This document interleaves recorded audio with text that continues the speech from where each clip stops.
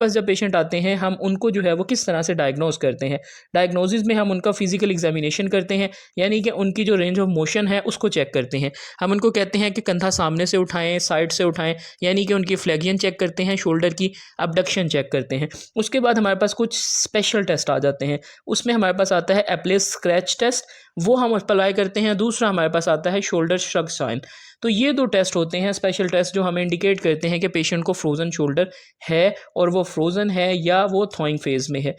इसके अंदर क्या है कि हम पेशेंट को डायग्नोज़ करते हैं। डायग्नोज़ करने के बाद हम उनका ट्रीटमेंट स्टार्ट करते हैं।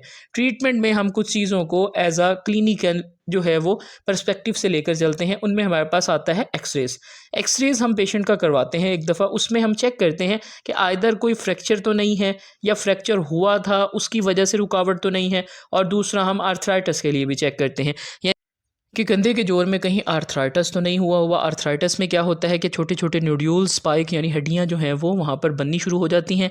आपका जो जोड़ है वो सूजिश में चला जाता है, क्योंकि ये ऑटो इम्यून डिजीज़ है, यानी कि आपका जोड़ जो है वो खुद ही आपकी बॉडी आपके जोड़ के ख़िलाफ़ हो जाती है।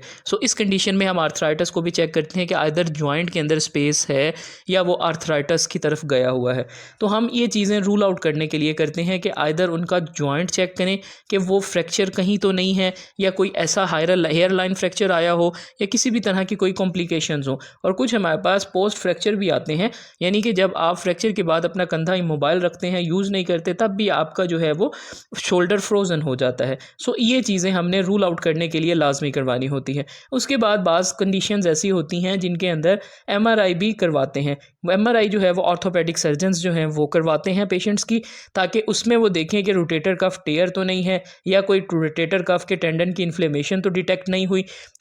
ये चीज़ें ऐसी हैं कि हमारे पास जब पेशेंट आते हैं तो हम उनको, हमारे पास प्राइमरी के बाद सेकेंडरी टाइप ऑफ पेशेंट्स आते हैं, यानी कि पहले वो अपना एग्जामिनेशन ऑर्थोपेडिक सर्जन से करवाते हैं।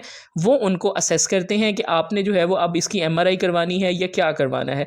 एमआरआई वो करवाते हैं, उसमें वो चेक करते हैं कि आइदर रोटेटर कफ का टीयर तो नहीं है, और साथ में उसकी इन्फ्लेमेशन तो नहीं है, और साथ में ये देखते हैं कि कोई ऐसी पैथोलॉजी जो बरसा की, यानी कि शोल्डर के अंदर कुछ बरसाज होते हैं, कुछ स्पेसीज होती हैं, उनकी वो चेक करते हैं।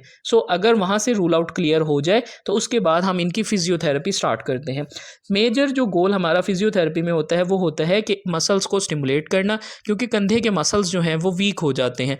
मसल्स की स्टिमुलेशन के साथ हम इनकी पेन कंट्रोल करते हैं अल्ट्रासाउंड थेरेपी से। उसके बाद कुछ स्पेसिफिक रेंज ऑफ मोशन और स्ट्रेचिंग एक्सरसाइजेस करवाई जाती हैं ताकि आपका कंधा खुले, क्योंकि अगर आप प्रॉपर तरीके से फिजियोथेरेपी करवाएं तो आपका कंधा जल्दी बेहतर हो जाता है। अगर आप प्रॉपर